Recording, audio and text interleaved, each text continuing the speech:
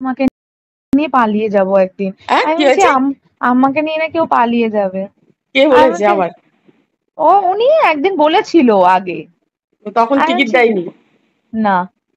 কি আমি অবস্থা! বলছি আমার তো খেয়ে দেয়ে কাজ নেই। আনলাম না দাদা, এইসব ভেবো না তুমি, আমার মেয়ে আছে, হ্যাঁ, আমার বর আছে, পাগল নাকি? বলছে ওকে নিয়ে পালিয়েই যাবো। আমি বললাম, তোমাকে নিয়ে পালিয়েই যাব? হ্যাঁ পালিয়ে যাবো, দূর যে যা বলে বলবে, ছাড়ো তো, তোমাকে নিয়ে চিন্তা পালিয়ে কর। যাবো। আমি বললাম তোমার সাথে পালাবো কেন আমি, এমএলএ আমার বলছে? মেয়ে নেই। হ্যাঁ। এই বলছি, তখন টিকিটের ব্যাপার আসেনি নাকি? না ও না, টিকিট দেওয়ার পর? টিকিটের আগেও বলেছে, টিকিট দেওয়ার পরেও বলতো। আমি এই বলছে কথাটা একদম গুরুত্ব দিতাম না, আমি ওই সব বললেই আমি কড লাইনে চলে যেতাম। কি অসভ্যতা বলতো, মানে বুড়ো বয়সে! ও দেবশ্রীকেও তো বলেছে, জিজ্ঞেস করবে, কি বলেছে ওকে আবার? পালিয়ে যাবো ওকে নিয়ে।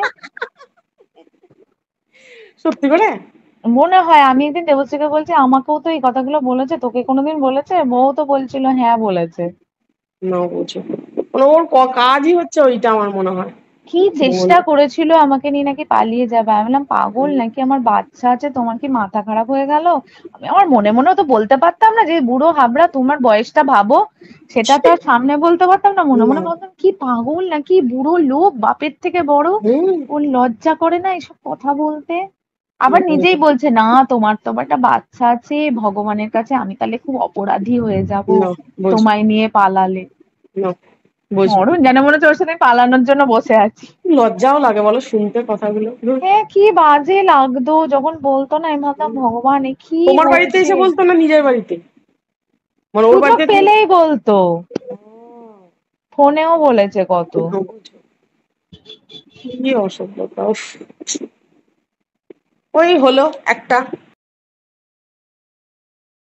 দর্শক, একটা ভাইরাল কল রেকর্ড এসছে, যাকে নিয়ে কথা চলছে। এখানে তো লিখে দেওয়া হয়েছে চুচুড়াই বিধানসভা, মানে চুচুড়া বিধানসভা যেটা হবে আর কি, যার সম্পর্কে কদিন ধরেই মিডিয়াতে অনেক চর্চা হচ্ছে। আমিও দুটো ভিডিও করেছি। চুচুড়ার এমএলএ টিএমসির অসিত মজুমদার, তো এই কল রেকর্ড তার সম্পর্কেই বলে সোশ্যাল মিডিয়াতে দাবি করা হচ্ছে। আর আমি আপনাদেরকে কয়েকটা ছবি দেখিয়েছিলাম মহিলা মহলে বা মহিলাদের সঙ্গে ওনার কেমন সব সখ্যতা, কেমন সব ছবি টবি আমি আপনাদেরকে দেখিয়েছিলাম।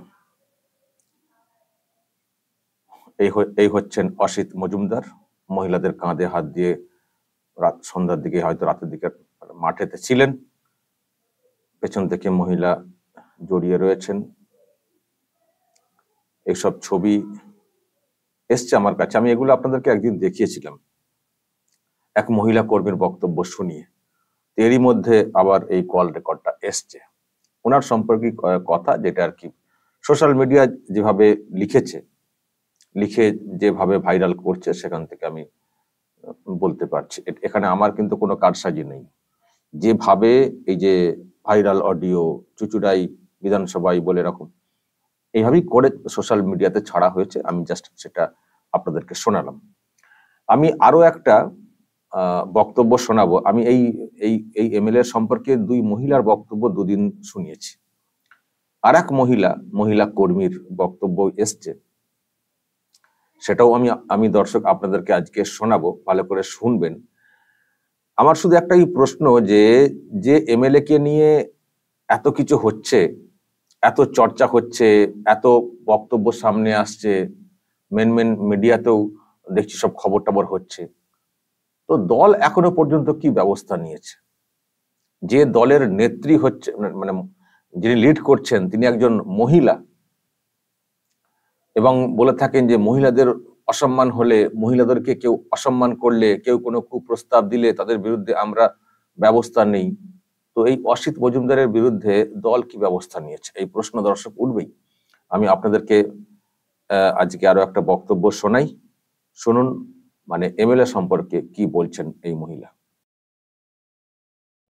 তারা সাংবাদিক বৈঠক ডেকেছিল, তারা বলেছে নানা রকম অভিযোগ করেছে এবং সরাসরি আপনারা যারা প্রতিবাদ করছেন তাদের বিরুদ্ধে বলেছে।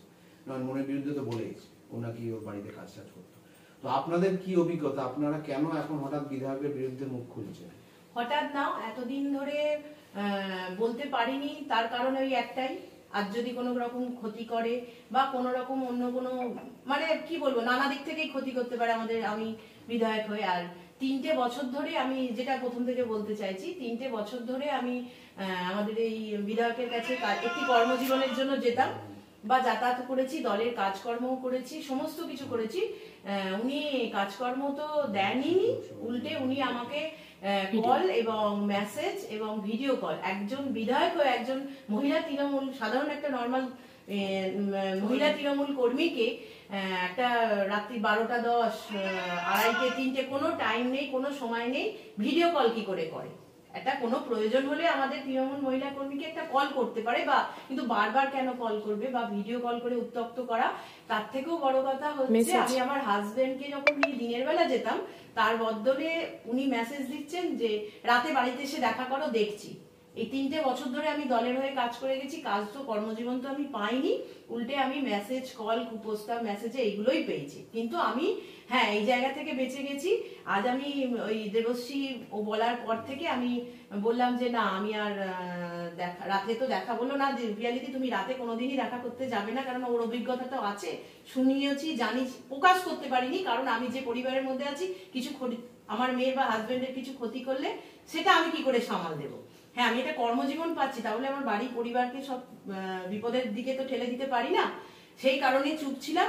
আজ আমি আমার পাশে সবাইকে, সমস্ত দলের মহিলাদের পেয়েছি, আছে আরো এরম দাদা আছে প্রচুর, যারা ভয়ে বা নানান কারণে, অনেক কিছু কারণ আমার জানা নেই, তারা এই মুখ চুপ করে আছে, মানে প্রতিবাদ করতে পারছে না। হয়তো আমাদের দেখে বা আরো কিছু যদি মহিলারা আসে তাদের দেখে তারা যদি ভয় কাটিয়ে আসতে পারে, কিন্তু আসবে। প্রচুর মহিলা আছে এরম যারা চুপ করে আছে, তারা কাউন্সিলরও হতে পারে, তারা মহিলা এমনি কর্মীও হতে পারে, অনেকেই, কিন্তু বলতে পারছে। আপনাদের কি মানে এটা বিশ্বাস ছিল বা ধারণা ছিল যে বিধায়ক চাকরির ব্যবস্থা করে দিতে পারবেন, সেই কারণেই উনি না চাকরির ব্যবস্থা করবেন? মানে আমার চোখের সামনে যাদের যাদের দেখেছি, কিছু লোকের তো করেছে, কিন্তু তারা কিভাবে পেয়েছে সেটা আমার অজানা, কিন্তু আমি জানতাম কিভাবে পেতো সেই পদটা।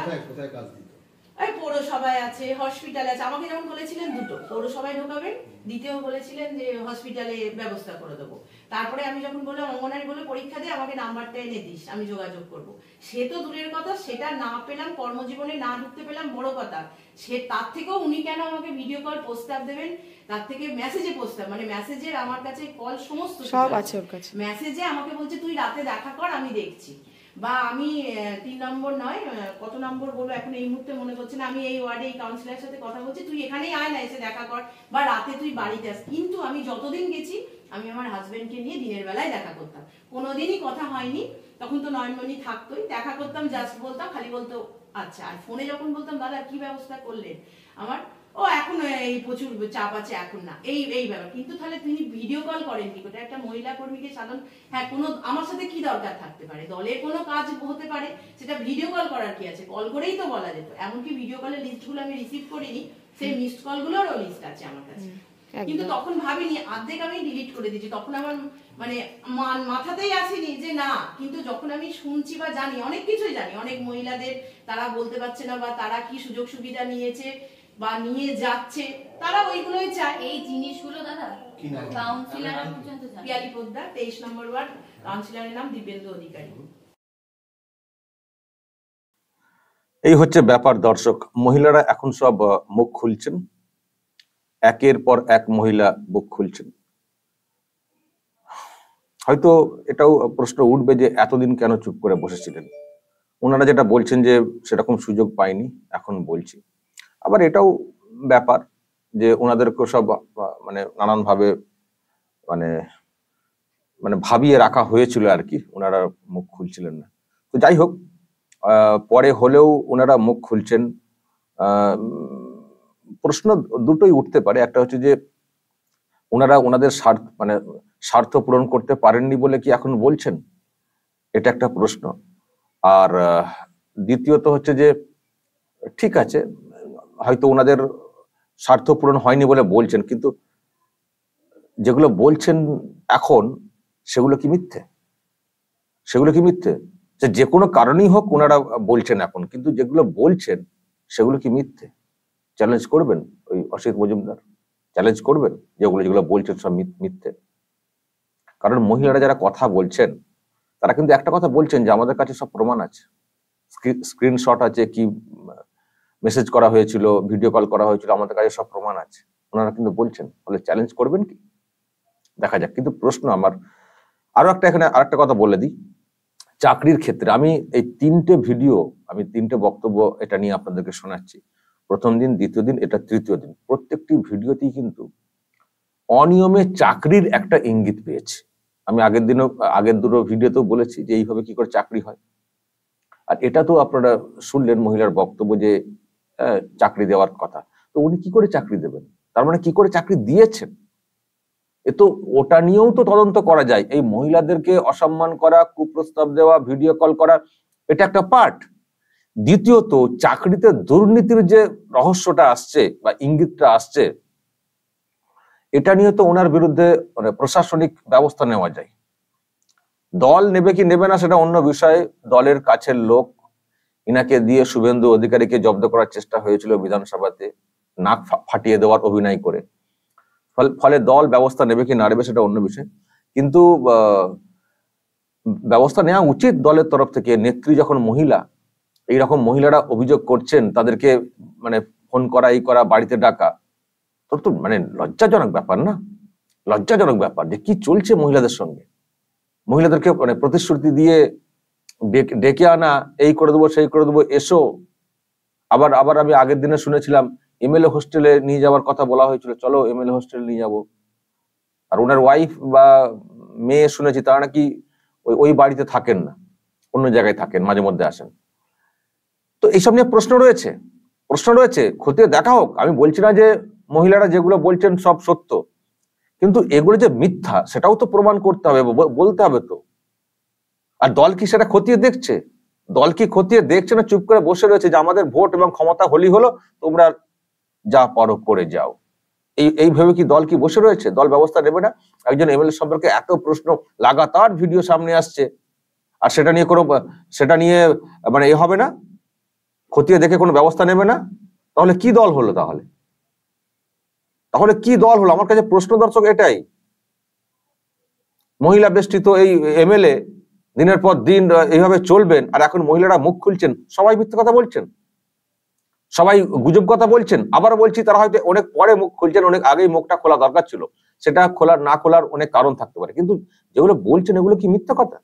সব মিথ্যে কথা, প্রমাণ আছে বলছেন, মিথ্যে কথা। দেখুক খতিয়ে দল, এটা একটা পার্ট। আর দ্বিতীয় যেটা আমি বলতে চাইছি যে ইনার বিরুদ্ধে তো তদন্ত হওয়া উচিত, চাকরিতে দুর্নীতির তদন্ত। কারণ যেসব তথ্য উঠে এসছে, প্রচুর ঘাপলা আছে। তো জেলে চলে যাওয়ার কথা, যা সব শুনছি চাকরির ক্ষেত্রে, জেলে চলে যাওয়ার কথা। কেন তদন্ত হচ্ছে না? দরকার হলে সেন্ট্রাল এজেন্সির বা দরকার হলে মামলা করা উচিত। এইসব মহিলাদের বক্তব্য নিয়ে হাইকোর্টে মামলা করা উচিত কোন অংশের তরফ থেকে, কারণ মহিলারা তো প্রকাশ্যে কথা বলছেন না। পরিষ্কার মামলা হওয়া উচিত যে কথাগুলো বলছেন চাকরিতে দুর্নীতির ব্যাপারে, এগুলো কতটা সত্য মিথ্যা। মামলা হয়ে দরকার হলে সেন্ট্রাল এজেন্সি দিয়ে তদন্ত করে জেলে ঢুকিয়ে দেওয়া উচিত। মহিলাদেরকে অসম্মান করা, এই নিয়ে তো দিদি তো কিছু করবেন না, করলে হয়তো করতেন, করছেন না তো, তা বুঝতে পারছি। তো অন্য অংশের তরফ থেকে মামলা চালু করে একটা ব্যবস্থা নেওয়া হোক। আর মহিলারা যদি এইসব কুপ্রস্তাব, ভিডিও কল, এইসব নিয়ে যদি পারেন, ওনারাও তো এখন তৃণমূল কংগ্রেসই করেন, ফলে ওনারা এতটা সাহস দেখাতে পারবেন কিনা জানি না। পুলিশে অভিযোগ করা উচিত, পুলিশে অভিযোগ করে মানে একেবারে তুলে দেওয়া উচিত, পুলিশের হাতে জেলবন্দি করে দেওয়া উচিত। যেসব ঘটনা শুনছি, বাচ্চার মা তাকে নাকি নিয়ে পালিয়ে যাবেন, বাচ্চার মা তাকে নাকি নিয়ে পালিয়ে যাবেন, কল রেকর্ড এসছে। দর্শক কি বলবেন? খতিয়ে দেখা উচিত তো নাকি, বা কি করা উচিত বলবেন আপনারা, যা বলার কমেন্ট বক্সে। নজর রাখবেন আরামবাগ টিভিতে।